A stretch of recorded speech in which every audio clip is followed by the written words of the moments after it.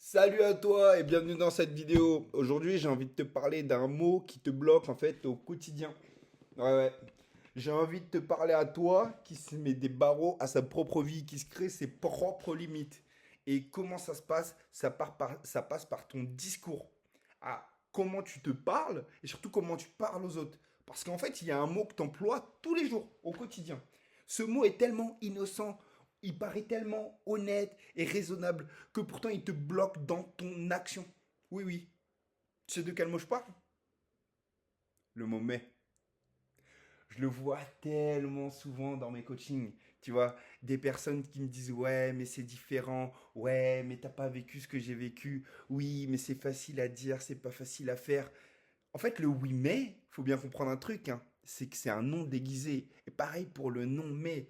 En fin de compte, les deux, ils te ferment la porte avant même que tu l'aies ouverte. Et d'ailleurs, on le remarque souvent. Les Principalement, les gens, quand ils emploient mais, ce sont des personnes qui ont tendance à se trouver des excuses, qui sont un peu dans le déni, qui préfèrent, entre guillemets, être spectateurs de leur vie que d'être acteurs. Parce que, je vais te dire un truc, hein, le pire ennemi que tu as, c'est pas le gouvernement, c'est pas les autres, c'est pas ta famille, c'est pas ton passé. Non, non.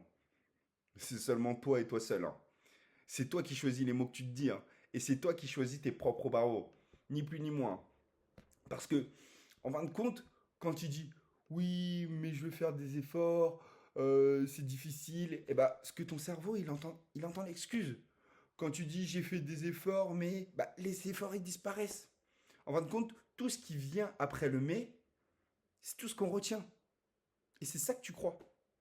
Si tu te dis, par exemple, je veux changer ma vie, mais j'ai pas le temps, on retiendra que tu veux juste t'as pas de temps. C'est tout. Mais la vérité, c'est pas que t'as pas de temps, c'est que tu t'octroies pas le temps. C'est ça. Et en plus, plus tu vas banaliser ce mot, plus tu vas croire que c'est une réalité, alors que c'est pas du tout le cas. Le mot mais, en fait, c'est juste une manière confortable de rester dans ta médiocrité, de rester dans ce que tu connais et de pas passer à l'action. Tu vois? Et en fait, pour passer du stade, on va dire spectateur de ta vie, de personnes qui se trouvent des excuses, qui se conditionnent à rester dans sa médiocrité, à tout le temps employer le oui, moment, nanani, nanana, et ben en fait, tu peux tout changer en un seul mot, en disant et. Ça paraît bateau, hein, mais je te jure, ça change toute une vie, hein. Parce qu'en fait, quand tu dis par exemple, je veux changer ma vie, mais c'est difficile en ce moment, victime, spectateur. Par contre, tu dis, je veux changer ma vie et c'est difficile en ce moment, ça n'a pas du tout le même impact. Là, tu es acteur. Tu te sens responsable. Tu n'annules plus en fait ce que tu viens de dire. Tu avances malgré la difficulté. Et ça, ton discours interne, en fait, ça le transforme. Et c'est ça qui le rend plus puissant. Et petit à petit, en fait, tu vas le construire. Parce que ce qui est le plus intéressant, c'est pas ce que tu dis aux autres, hein. C'est ce que tu te dis à toi-même, en silence, quand tu construis ta réalité. Faut bien comprendre un truc, hein, c'est qu'on a tous des problèmes, tout le monde. D'ailleurs, c'est pour ça que tu es en vie, parce que le jour où tu n'auras plus de problème, c'est que tu es mort. Euh, vit tous des choses difficiles, même moi à mon échelle, tu vois, genre j'ai perdu ma mère, et alors c'est pas une fois en soi. Il y a des personnes qui ont perdu leurs deux parents, il y a des personnes qui sont malades en fait au quotidien. Donc enfin, ça veut rien dire en fin de compte. Le plus important, c'est ce qu'on en fait en fait. Et la différence entre ceux qui s'en sortent et ceux qui restent prisonniers de leur vie, en fin de compte, hein, c'est ceux qui regardent leurs problèmes en face.